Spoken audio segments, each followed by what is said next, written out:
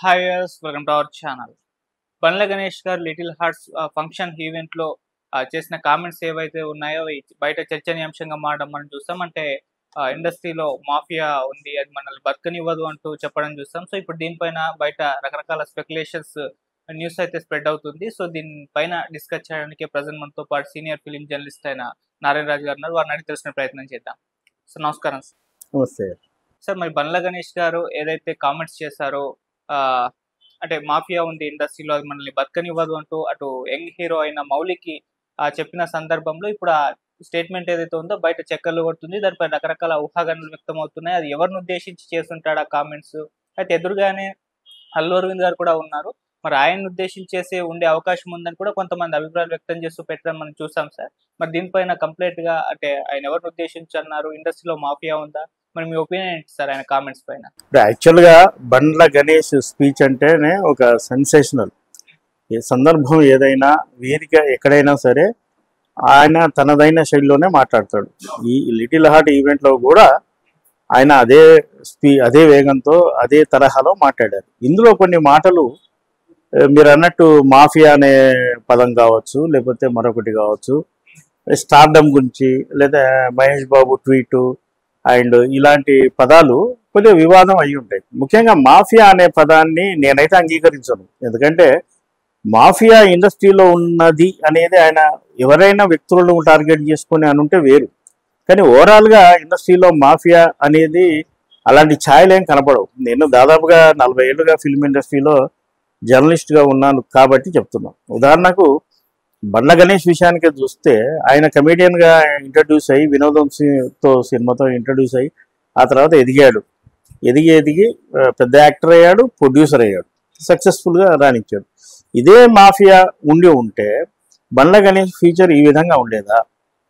ఇటు పవన్ కళ్యాణ్తోని, అటు జూనియర్ ఎన్టీఆర్తోని కూడా ఆయన సినిమాలు తీయగలిగిన సమర్థుడు. ఎన్టీఆర్ ఒక స్టార్గా ఎదిగాక ఆయనకంటూ ఒక వర్గం ఉంటుంది. వాళ్ళని కాదని బండ్ల గణేష్కు ఎన్టీఆర్ డేట్లు ఇచ్చాడు. పవన్ కళ్యాణ్ విషయం కూడా అదే. మరి కొత్తగా వచ్చే ఆర్టిస్టులను ఎంకరేజ్ చేయాలి, కానీ ఇండస్ట్రీలో అది ఉంది ఇది ఉంది అని భయపెట్టడం ఏమాత్రం సరికాదు. సక్సెస్ను ఎవరైనా క్యాచ్ చేయాలనుకుంటారు. ఫెయిల్యూర్స్లో ఉన్న హీరో దగ్గరికి వెళ్ళి నీతో సినిమా తీస్తా బాబు అని ఎవరు అనరు. బండ్ల గణేష్ కూడా అలా తీసి ఉండలేదు. అక్కడ ఉన్న అరవింద్ కానీ, లేదంటే బన్నీవాసు కానీ, మరొకరు కానీ, ఎవరైనా కానీ సక్సెస్ఫుల్ హీరోలతోనే వాళ్ళు సినిమా తీస్తుంటారు. అలా కొత్తగా వచ్చి 1-2 సినిమాలతో సక్సెస్ అయిన వాళ్ళను కూడా వాళ్ళు డేట్స్ తీసుకొని ప్రొడక్షన్ చేస్తుంటారు. అంటే వాళ్ళ సక్సెస్ను వీళ్ళు వాడుకుంటున్నారు అన్నట్టు కాదు. కొత్త హీరోలకు ఒక పెద్ద నిర్మాణ సంస్థలు చేయడం ద్వారా ఎంకరేజ్ కూడా ఇచ్చినట్టు అవుతుంది. ఈ మాఫియా అనేది ఉంటే ఇప్పుడు తమిళం నుంచి, మలయాళం నుంచి తెలుగు ఫీల్డ్కి ఎంతోమంది హీరోలు వస్తున్నారు. దుల్కర్ కావచ్చు, కార్తీ, సూర్య, శివకార్తికేయన్, ధనుష్ ఇలాంటి వాళ్ళు వస్తున్నారు. మరి మాఫియా అంటూ ఉంటే వీళ్ళ ఎంట్రీ ఎలా జరుగుతుంది? మనకు వీళ్ళతో సినిమాలు తీస్తున్నది ఎవరు? అంతకుముందు పెద్ద తెలుగు టాప్ హీరోలతో తీసిన వాళ్ళే వీళ్ళతో తీస్తున్నారు. అంటే వీళ్ళ సక్సెస్ను వాళ్ళు క్యాచ్ చేసుకుంటున్నారు. మాఫియా అంటే మరి ఆయన ఉద్దేశం ఏమిటో, బహుశా ఆయనకు నిర్మాతగా ఏదైనా అనుభవాలు ఎదురై ఉండొచ్చు, దాని ఉద్దేశంతో అని ఉండొచ్చు. కానీ మాఫియా అనే పదం వాడడం వల్ల ఆయన నోరు జారినట్టయింది. దాన్ని సరిదిద్దుకునేందుకు అనేక రకాల ప్రయత్నాలు చేస్తున్నారు. ఏది ఏమైనా సరే, వేదిక మీద ప్రజెంట్ ఈ రోజు ఉన్న స్టార్డమ్ నిజం కాదు, వాస్తవం కాదు, ఇది కాదు ఫ్యూచరు అని కుర్ర హీరో మౌలికి చెప్పడం అన్నది సబబే. దీన్ని నేల విడిచి సాము చేయొద్దు. డ్రీమ్స్లోకి వెళ్ళి ఈ స్టార్డమ్ శాశ్వతం అనే భ్రమలో గతంలో అనేక మంది హీరోలు కెరీర్ను పోగొట్టుకున్న వాళ్ళు ఉన్నారు.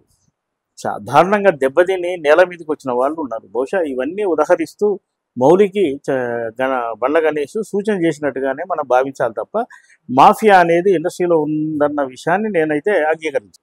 సార్ మళ్ళీ అల్లు అరవింద్ గారిని అంటే ఉద్దేశించి అన్నారో లేదో అని ఒక చర్చ అయితే జరిగింది, కానీ దాన్ని కరెక్షన్ చేస్తూ మళ్ళీ ఒక ట్వీట్ చేయడం జరిగింది. అల్లు అరవింద్ గారిని పొగుడుతూ సందర్భం లేకుండా ఈ ట్వీట్ ఎందుకు చేస్తారన్న చర్చ కూడా జరుగుతుంది. అంటే తనకు కూడా అనిపించిందా ఈ విధంగా తప్పుగా మాట్లాడని చెప్పేసి? అదే మనం ఇందాక అన్నట్టు మాఫియా అన్న పదం వాడడం, అక్కడ ఎదురుగానే కొంతమంది ప్రొడ్యూసర్లు ఉన్న విషయం మనం గమనించాం.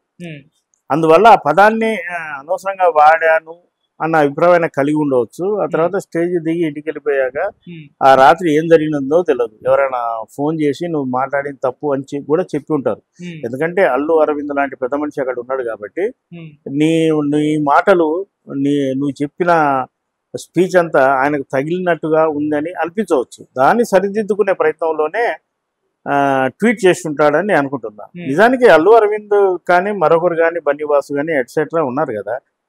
బండ్ల గణేష్ స్పీచ్ మీద అభ్యంతరాలు ఉంటే అతను మాట్లాడి దిగి వెళ్ళిపోయాక వీళ్ళు క్లారిఫికేషన్ ఇవ్వచ్చు. ఓకే. అప్పుడు వాళ్ళకు కూడా ఈ మాటల తీవ్రత ఇంత ఉందన్న అర్థం అయి ఉండదు. ఉమ్. అందువల్ల వాళ్ళు ట్వీట్ రూపంలోనే తమ స్పందన తెలియజేస్తారు. సార్ ఇండస్ట్రీలో అసలు మాఫియా లేదు అంటే ఉన్నది అంటే మీరు యాక్సెప్ట్ చేయను అన్నారు, నిజంగా లేదా? అంటే అప్పుడు పవన్ కళ్యాణ్ రాజకీయ విరమణ టైంలో కూడా ఆ నలుగురు అని చెప్పేసి ఒక మాట వినిపించింది, ఇప్పుడు మాఫియా వినిపించింది. అంటే ఒక మోనోపలి ఉంది ఇండస్ట్రీలో అని చెప్పేసి చాలా మంది మాట్లాడుతూ ఉంటారు. మరి దానికి మీరు అగ్రీ చేయరు? ఇప్పుడు మనకు ప్రతి ఏడాది సుమారుగా 200 సినిమాల పైచిలకు తెలుగులోనే రిలీజ్ అవుతున్నాయి. డబ్బింగ్ సినిమాలు అదనం. ఈ నలుగురు అనే మాట చాలా కాలంగా వినబడుతుంది, ఇదేం కొత్తది కాదు. అసలు నలుగురు లేరు, ఇప్పుడు 40 మంది ఉన్నారు.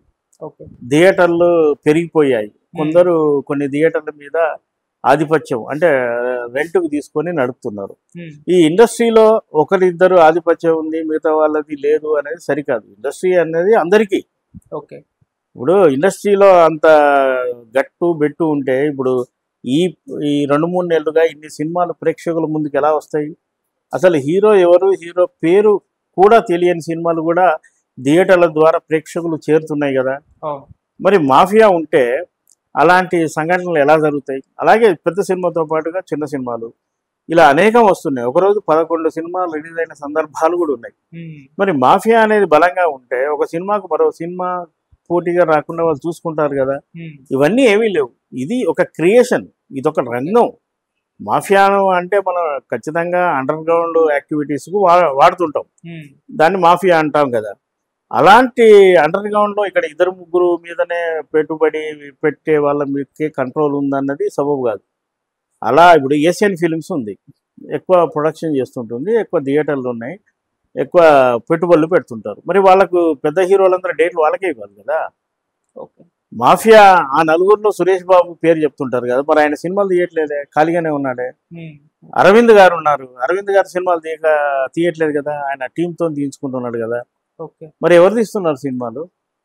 వాళ్ళు మాఫియాలో ఒక భాగం అయితే వాళ్ళకి ఈజీ కదా, హీరో పిలిచి డేట్లు తీసుకొని సినిమా తీసి రిలీజ్ చేయొచ్చు కదా. మాఫియా అన్నది నిజం కాదు. అయితే ఇండస్ట్రీ కొంతమంది చేతుల్లో ఉందన్నది కూడా నిజం కాదు. ఇక్కడ ఎవరైనా రావచ్చు. మొన్న మంచు మనోజ్ స్పీచ్ ఇచ్చాడు, చిరంజీవి కొడుకు మోహన్ బాబు కొడుకులే కాదు ఎవరైనా ఈ రంగానికి రావచ్చు అని. అది మనస్ఫూర్తిగా ఇచ్చిన స్టేట్మెంటే కదా. మీకు తెలుసు కదా ప్రతి సంవత్సరం ఎంతమంది హీరోలు వస్తున్నారు. కాబట్టి కొందరి కంట్రోల్లోనే ఇండస్ట్రీ ఉంది అన్నది సబబు కాదు. చిన్న చిన్న వ్యాపారంలో పోటీ లాంటిది ఏదైనా ఉంటే ఉండొచ్చు. ఈ సంవత్సరం 25లో సంక్రాంతికి రిలీజ్ అయిన సినిమాలు మీరు చూశారు కదా, పెద్ద పెద్ద సినిమాలు పడ్డాయి. మరి పోటీగా వచ్చినాయి అనుకోవాలా? ఇండస్ట్రీలో మాఫియా లాంటిది కంట్రోల్ ఉంటే ఒక సినిమా పడ్డప్పుడు మిగతా సినిమాలు రిలీజ్ చేయకుండా ఆపొచ్చు కదా. అదేం జరగలే కదా అలా. Okay sir, thank you so much. Bye.